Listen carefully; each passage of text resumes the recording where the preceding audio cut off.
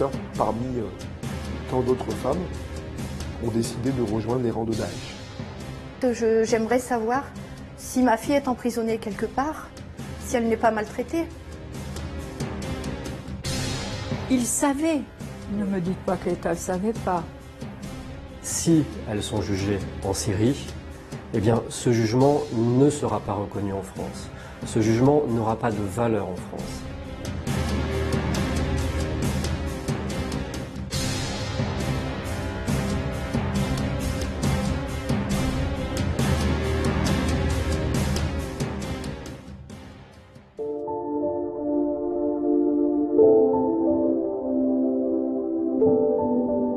هن بالعشرات تركنا فرنسا وتوجهنا إلى سوريا للالتحاق بداعش، واليوم من تمكنت من البقاء على قيد الحياة إما هاربة أو مسجونة في معتقلات قوات سوريا الديمقراطية.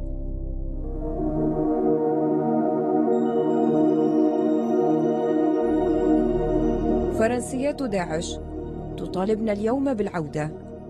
عائلات كل منهن تدافع عن حقهن في المحاكمة في فرنسا. أقاربهن يستذكرون تفاصيل رحلة التخلي عن الحاضر المضمون نحو الغامض المجهول.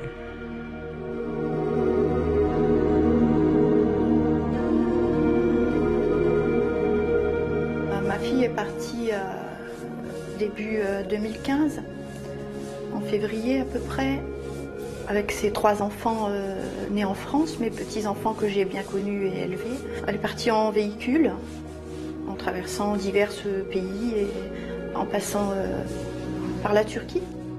Ma sœur habitait Roubaix, on habitait ensemble. Elle avait à peine 19 ans. Et du jour au lendemain, ça s'est passé le 26 août 2014, elle est partie en Syrie. Elle a été convertie dans une mosquée à Lille, je pense, et dans mon dos.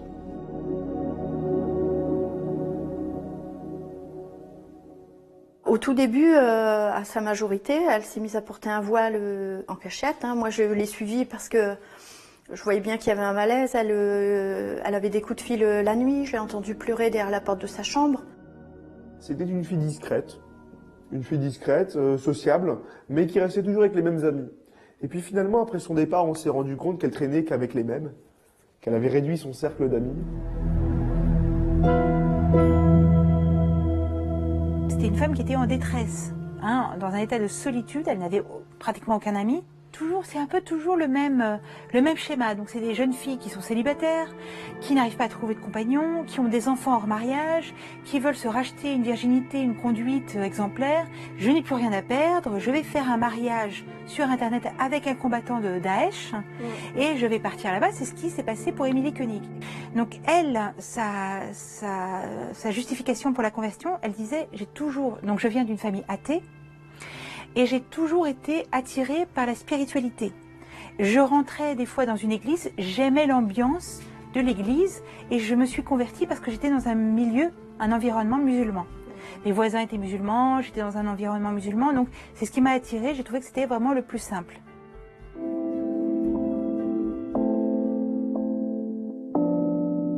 سفر إلى سوريا سبقته مؤشرات تطرف ما أو نية في التوجه إلى بؤر التوتر سارعت على إثرها العائلات إلى إبلاغ الشرطة دون نتيجة تذكر.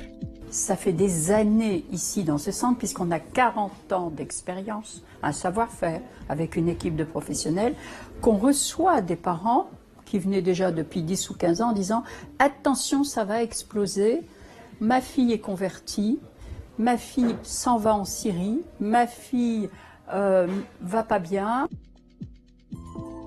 Le jour où elle est partie, je suis parti à la police. 2 jours après, j'ai compris qu'elle voulait aller en Syrie. J'ai vu son nouvel ordinateur, elle avait ouvert un compte en banque, elle avait acheté un téléphone, un nouveau compte sur les réseaux sociaux. J'ai compris que, bon, finalement, elle va pas me la mettre à l'envers, celle-là, elle veut partir. 1 mois après, j'ai eu un premier contact via les réseaux sociaux où ma fille disait qu'elle était en Syrie. Donc elle me téléphonait de temps en temps et elle avait toujours des propos rassurants.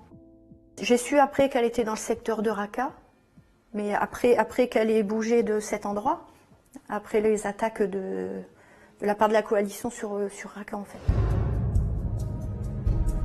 De Roubaix, elle est passée de Roubaix, elle a franchi la frontière belge, puisque vous savez, pour franchir la frontière, c'est facile. On n'est pas surveillé. Elle est partie avec une simple carte d'identité.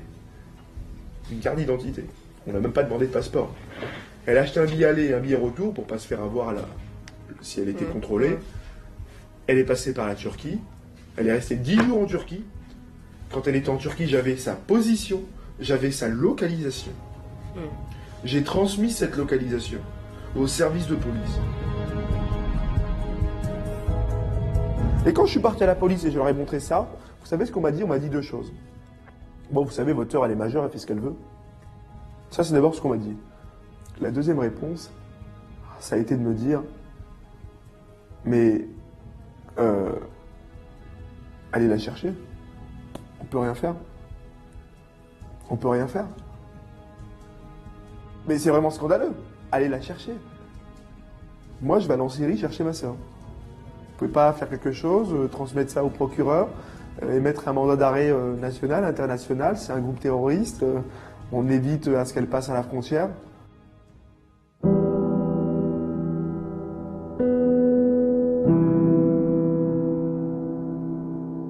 إذن سفر داعشية فرنسا لم يأتي فجأة، سبقته تنبيهات على إثر معلومات محددة كشفها عمل استقصائي قامت به جمعية في مدينة ليل في الشمال الفرنسي، كشف شبكة لتسفير الفتيات.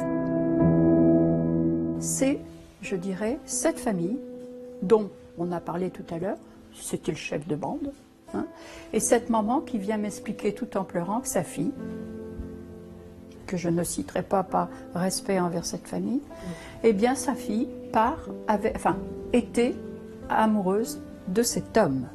Là, c'est vraiment, je dirais, un des quatre filières principales de notre région, métropole. Roubaix, Villeneuve d'Ascq, on a là, je dirais, Lens, Lille, on a là, je dirais, ici, c'est des filières avec ces petits sbires, mais lui, c'est quand même quelqu'un qui avait, je dirais, eu recruté, et moi j'ai eu la belle famille, hein, et je l'ai toujours accompagnée. Hein.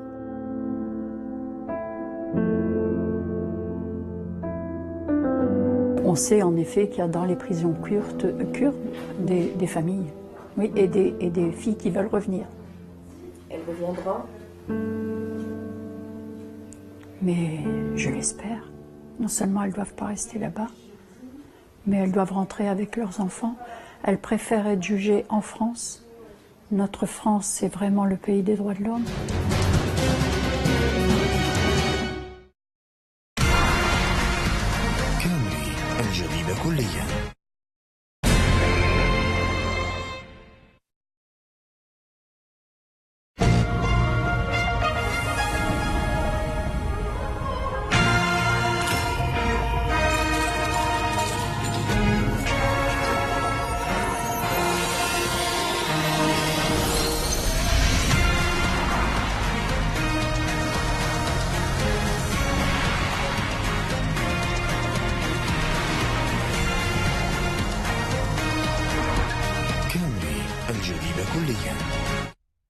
اللي بده يسافر عادة بيزور أكثر من 6 مواقع إلكترونية قبل ما يحجز أوتيل، ومعه حق طبعا. أنت بدك تتأكد إنك حتلاقي أحسن أوتيل بأحسن سعر، بس في كتير مواقع إلكترونية، كيف بدك تلحق تزورهم كلهم؟ لما بدك تسافر المرة الجاية شوف تريفاغو. تريفاغو بيقارن بين أسعار الغرف وبنفس الوقت بأكثر من 200 موقع إلكتروني مشان يضمن إنك تلاقي الأوتيل المناسب وبأحسن سعر. الموضوع كتير سهل. أوتيل تريفاغو.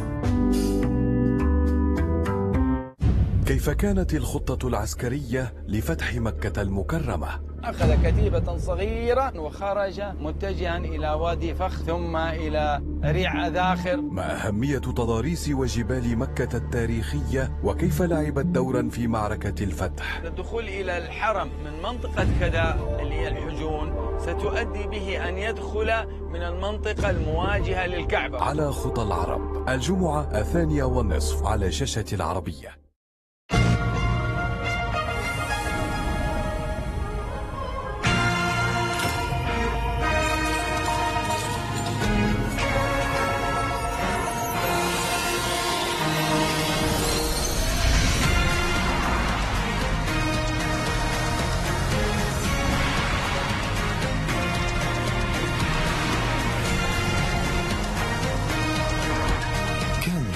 جديدة كليا.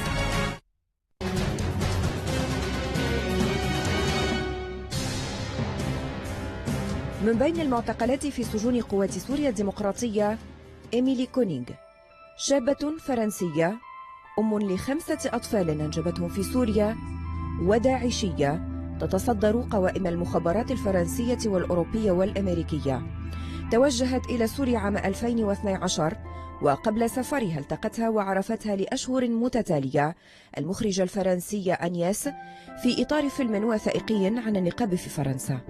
J'ai commencé à la filmer, il me semble, en avril, et je l'ai vue 7 fois jusqu'à son départ en août, mais il me semble que la dernière fois que je l'ai vue, c'était en juillet. Elle faisait des petits boulots, elle avait surtout travaillé, ça c'est ce qui l'obsédait en fait, elle m'avait raconté, à 18 ans, elle a travaillé comme barmaid dans une boîte de nuit en Bretagne, et donc ça l'obsédait, elle me racontait très souvent, même quand on allait se promener, elle me disait, et dire ce que j'ai fait, j'ai vraiment péché.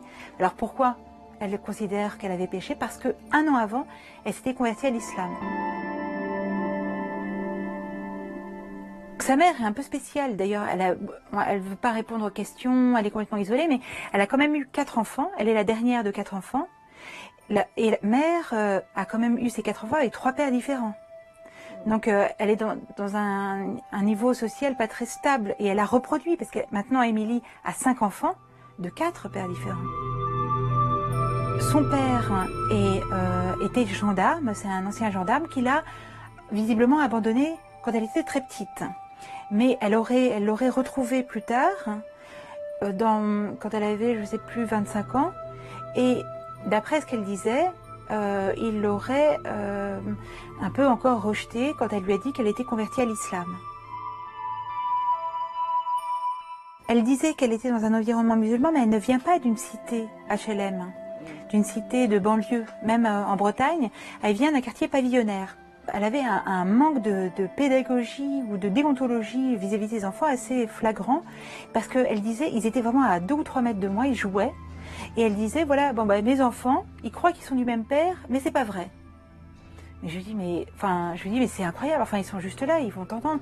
Elle dit, non, c'est pas grave, le premier père est un Yougoslave et le deuxième père est un Algérien dealer de drogue que j'ai rencontré, il était en prison. إيميلي كونينغ تطالب اليوم بالعودة، يساعدها في ذلك محاميها الذي ورغم الهجوم الذي يواجهه من الرافضين لعودة دواعش فرنسا يصر على الحق في محاكمة عادلة ويعتبر الموضوع سياسيا بالأساس وليس قانونيا. Alors j'ai accepté de défendre Émilie parce que je défends avant tout une femme et ses enfants, 3 enfants qui sont en Syrie. Je n'ai pas choisi de défendre une cause, je ne défends pas la cause de Daesh. Ce que je défends, c'est une femme qui a commis une erreur et qui est prête à assumer ses conséquences et ses erreurs et qui est prête à être jugée et revenir en France. Je défends aussi ses enfants qui sont de très jeunes enfants et qui sont français. Si elles sont jugées en Syrie, eh bien, ce jugement ne sera pas reconnu en France. Ce jugement n'aura pas de valeur en France. Car aujourd'hui, le Kurdistan syrien n'existe pas sur le plan international. عودة الدواعش بعد ضرب معاقلهم في سوريا موضوع جدل كبير في فرنسا. تصريحات السياسيين يصفها المتابعون بالخجولة أو المترددة أو بغير الواضحة.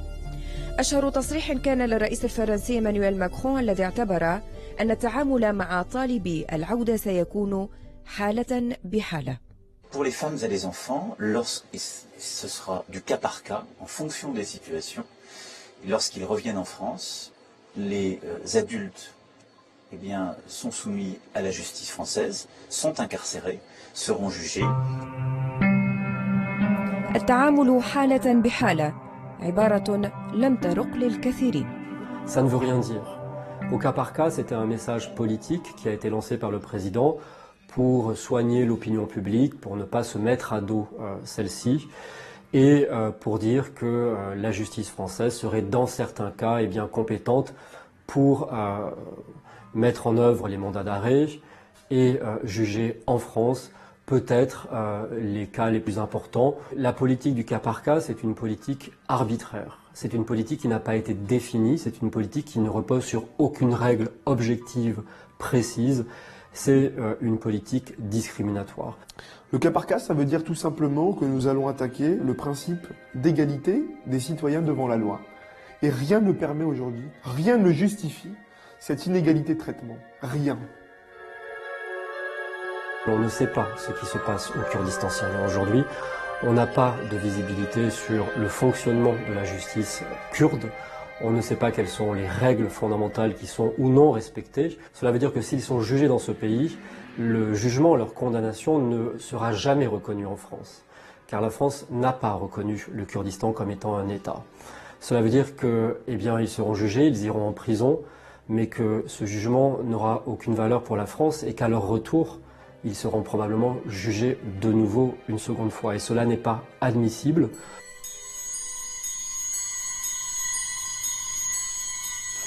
Beaucoup d'inquiétudes, non. J'ai écrit aux autorités, aux deux gouvernements en place. Donc, sur 2 ans et demi, pas de réponse.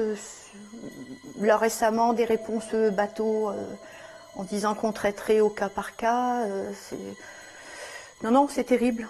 Je comprends l'opinion publique, mais il y a une volonté quand même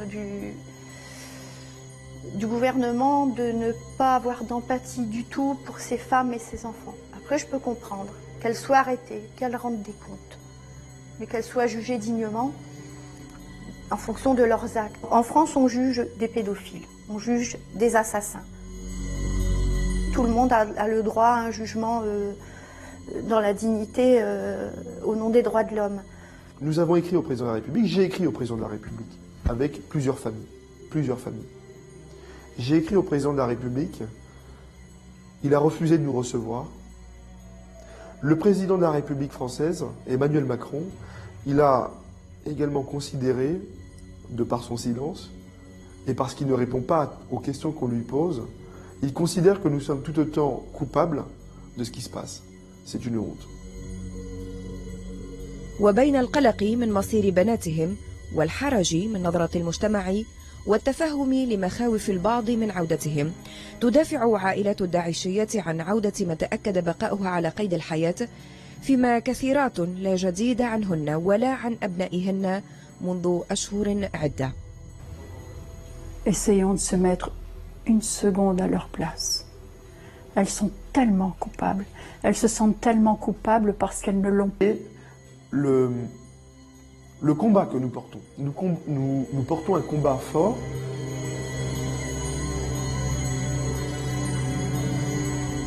J'ai peur parce que pas de nouvelles. Donc je me dis que certaines personnes en prison, dans les prisons kurdes, ont réussi à contacter leur famille. Donc je me dis pourquoi pas elles. Moi je voudrais vous montrer bientôt les photos de mes petits-enfants. J'ai un petit bonhomme de 3 ans. Il a les jambes écartées tellement il est maigre. Qu'est-ce qu'il fait sur un théâtre de guerre qui ne nous concerne pas? Il y a des enfants qui meurent aujourd'hui de froid, de faim. Il y a des maladies qui ne sont pas soignées. Aujourd'hui, ils sont dans cette violence et tout, qui dure depuis 3 ans, 2 ans et demi pour eux. Ils sont innocents, ils ont été emmenés malgré eux. Ce sont d'abord des Français qui sont nés ici, sur le territoire de la République. Ce sont des femmes et des enfants. Ce sont également des hommes qui ont grandi ici, qui ont été à l'école ici, qui ont été élevés ici, et qui à un moment de leur vie ont décidé de partir. Mais nous devons comprendre pourquoi ils sont partis. Et c'est justement parce que nous devons comprendre pourquoi ils sont partis qu'ils doivent revenir, selon moi. La question du rapatriement doit se poser, et elle ne doit pas se poser dans 5 ans ou dans 10 ans. Elle doit se poser aujourd'hui. C'est important qu'elle revienne et qu'on travaille sur ces mécanismes d'endoctrinement. Parce qu'il n'y a qu'elle qui peut nous donner les clés de son endoctrinement. Il faut vraiment travailler avec elle. On n'est pas prêt à réaffronter le problème si de nouveaux départs venaient à arriver, si Daesh se transforme, si un nouveau groupe terroriste prend le relais. On n'est pas prêt à affronter ça. Moi je dis stop, au secours, ayez pitié des enfants. Ils pourraient très bien les encercler, les inviter à se rendre.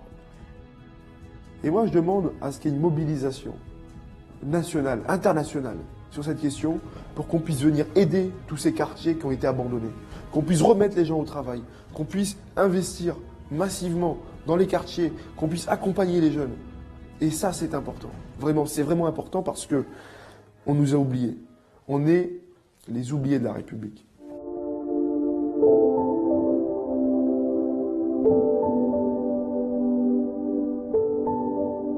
نحن من تخلت عنا الجمهورية.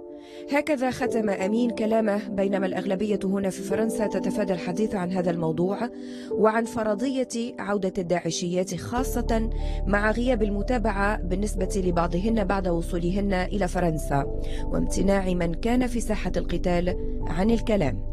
أعدادهن تبقى تقريبية، وبحسب آخر إحصائية رسمية قدمها المدعي العام الفرنسي في شهر نوفمبر من السنة الماضية يقارب عددهن 300، فيما يتجاوز عدد الأطفال 400 من بينهم من ثبتت مشاركته في القتال في سوريا أو في العراق.